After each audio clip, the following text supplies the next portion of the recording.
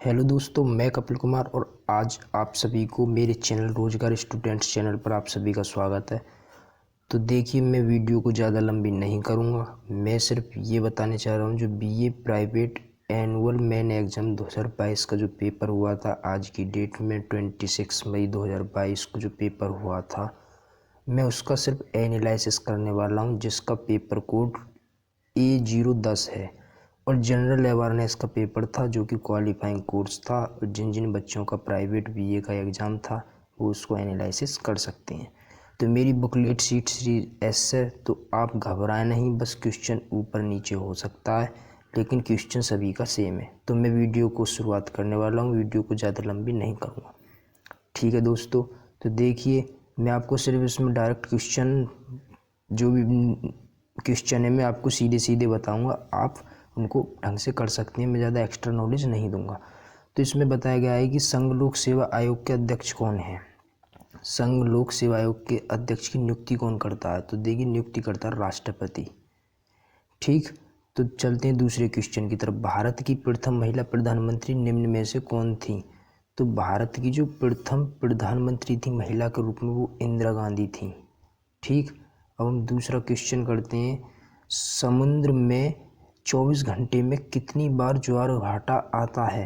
तो समुद्र में जो हमारा ज्वार भाटा है वो कम से कम 2 बार आता है। ठीक, अब हम चौथे प्रश्न के ऊपर चलते हैं। जम्मू कश्मीर का वर्तमान उपराज्यपाल कौन है? तो जम्मू कश्मीर का जो वर्तमान उपराज्यपाल है वो हमारा मनोज सिन्हा है। कौन है? मनोज सिन्हा। ठीक है, अब हम पांचवें क्वेश्चन की तरफ करते हैं। शिवाजी के निम्न में से गुरु कौन थे? तो शिवाजी के निम्न में से गुरु कौन थे? वो हैं हमारे गुरु रामदास। ठीक, तो देखिए, अब हम दोस्तों छठे क्वेश्चन की तरफ आगे बढ़ते हैं। छठे क्वेश्चन में कहा गया है कि निम्नलिखित में से किस मुगल शासक को जिंदा पीर कहा जाता है? औरंगजेब को। सातवें क्वेश्चन की तरफ बढ़ते हैं। फॉरवर्ड ब्लॉक के संस्थापक कौन थे? S C Bose. S C Bose का मतलब है सुभाष चंद्र बोस। आठवें क्वेश्चन की तरफ आगे बढ़ते हैं। आठवें क्वेश्चन में बताया गया है कि मराठा समाचार पत्र के निम्न में से संपादक कौन थे? तो मराठा समाचार पत्र के जो संपादक हैं वो हमारे बाल गंगाधर तिलक हैं। ठीक, अब हम आगे बढ़ते हैं। कारगिल युद्ध किस वर्ष हुआ था? कारगिल जो युद्ध हुआ था हमारा 1999 में हुआ था, 1999 में हुआ था। 10वें क्वेश्चन की तरफ आगे बढ़ते हैं। हल्दी घाटी का युद्ध किस वर्ष हुआ था? हल्दी घाटी का जो युद्ध 1576 में हुआ था। और आगे बढ़ते हैं हम। निम्नलिखित में से कौन सा ग्रह सूर्य के सबसे नज़दीक है? तो सबसे जो नज़दीक ग्रह वो बुध है हमारा। आगे बढ़ते हैं क्वेश्चन में। हम आगे बताया गया उत्तर प्रदेश का राजकीय पशु निम्न में से कौन है? तो उत्तर प्रदेश का जो राजकीय पशु है वो बारहसिंगा है। 13वें की क्वेश्चन की तरफ आगे बढ़ते हैं। उत्तर प्रदेश के किस जिले में यूरेनियम पाया जाता है? 13वां क्वेश्चन है, उत्तर प्रदेश के किस जिले में यूरेनियम पाया जाता है? तो ललितपुर एक जिला है उत्तर प्रदेश का जिसमें यूरेनियम पाया जाता है। और हम बात करें 14वें क्वेश्चन की बात करें तो निम्नलिखित में से एशिया की सबसे लंबी नदी कौन सी है? तो एशिया की जो सबसे लंबी नदी है वो यांगत्से नदी है, जिसका यांगत्से नाम है। और हम बात करें प्लासी का युद्ध किस वर्ष लड़ा गया? तो प्लासी का जो युद्ध है वो हमारा 1757 में लड़ा गया था। बात करें 16वें क्वेश्चन की, भारत और चीन को विभाजित करने वाली रेखा निम्न में से कौन है? तो निम्न में से भारत और चीन को विभाजित करने वाली जो रेखा है वो मैकमोहन है। और हम बात करें 17वें जो क्वेश्चन है, राधा स्वामी सत्संग की स्थापना किस वर्ष हुई थी? तो देखिए दोस्तों, इस क्वेश्चन में डाउट है, मैं आपको गुमराह नहीं करना चाहूँगा। अगर आपको जहाँ से भी सूटेबल लगे, मतलब इस क्वेश्चन का उत्तर निकालने में, तो आप वहाँ से निकाल सकते हैं। मुझे इसका आंसर ढंग से नहीं मिल पाया, लेकिन मेरे हिसाब से इसमें 1861 और 1891 में डाउट हो रहा है, तो मैं आप कंफर्म नहीं कर सकते जो ऑप्शन में नहीं है। तो ठीक है दोस्तों, आप इसका अपने आप कर सकते हैं। ठीक है, चलते हैं दोस्तों। निम्नलिखित में से कौन जवाहरलाल नेहरू का जीवनीकार है? तो जीवनीकार हमारा कौन है? फ्रैंक मोरेस है हमारे इसके। आगे चलते हैं। भारतीय पशु चिकित्सा अनुसंधान संस्थान निम्न में से कहाँ स्थित है? बरेली में है वो हमारा। ठीक, गांधी जी रचित पुस्तक हिंद स्वराज किस लिपि में लिखी गई थी? तो वो हमारी गुजराती में लिखी गई थी। और हमारे 21वां डायनामाइट का आविष्कार निम्न में से किस भौतिक वैज्ञानिक ने किया था? तो भौतिक वैज्ञानिक थे हमारे कौन थे, हमारे डायनामाइट का जो आविष्कार करने वाले थे तो वो हमारे थे अल्फ्रेड नोबेल थे हमारे। तो अब हम बात करें ऑक्सीनोमीटर का प्रयोग किया जाता है तो पौधों की वृद्धि नापने हेतु। एशियाई विकास बैंक कहाँ स्थित है? एशियाई विकास बैंक जो हमारा फिलीपींस में स्थित है। निम्नलिखित राज्यों में से किस राज्य को शक्कर का कटोरा कहा जाता है? उत्तर प्रदेश को शक्कर का कटोरा कहा जाता है क्योंकि उत्तर प्रदेश में सबसे ज़्यादा गन्ना होता है। अब हम बात करें 25वीं की, निम्नलिखित में से किस भारतीय वैज्ञानिक को भौतिकी का नोबेल पुरस्कार मिला था? तो भौतिकी का जो नोबेल पुरस्कार मिला था वो हमारे कौन है? तो भौतिकी का नोबेल पुरस्कार पाने वाले हमारे चंद्रशेखर वेंकटरमण हैं, इसका नाम था चंद्रशेखर रमन। अब बात करें भारत के प्रथम प्रधानमंत्री निम्न में से कौन थे? जवाहरलाल नेहरू थे। ठीक।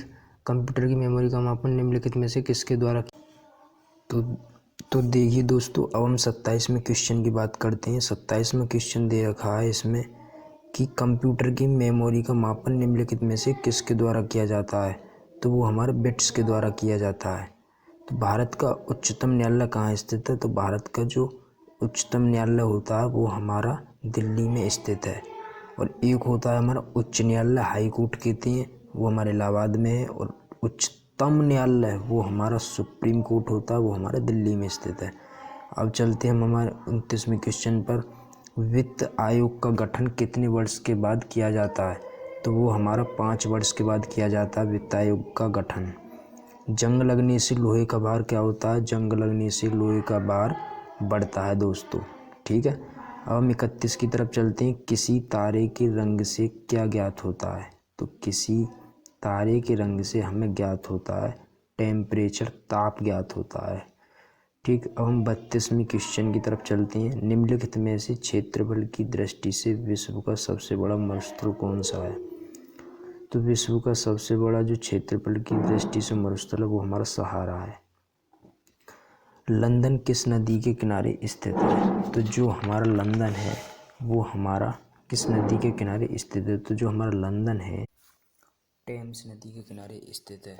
झीलों का देश निम्न में से किस देश को कहा जाता है? तो झीलों का देश हमारा फिनलैंड को कहा जाता है। चूखा जल विद्युत परियोजना किस नदी पर स्थित है?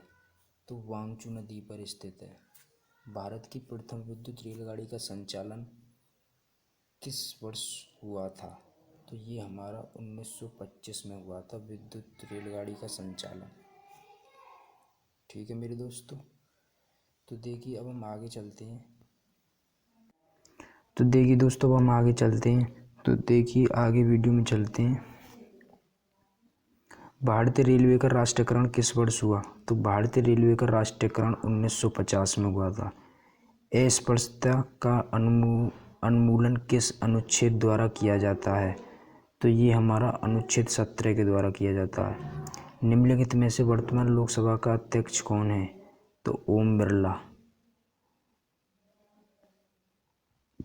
भारत के प्रथम अंतरिक्ष यात्री कौन थे?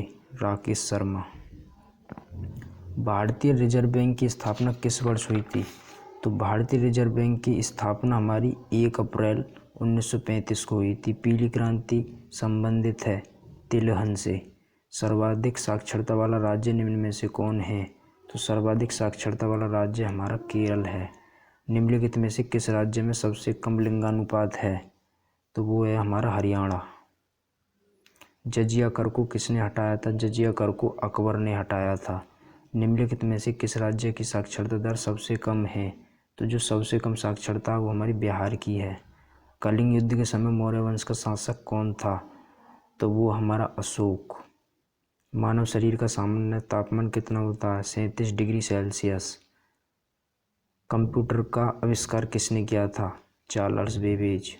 सामान्य मनुष्य का रुधिर ताप कितना होता है? तो सामान्य मनुष्य का जो रुधिर ताप है वो हमारा 120 बाई 80 mmHg होता है।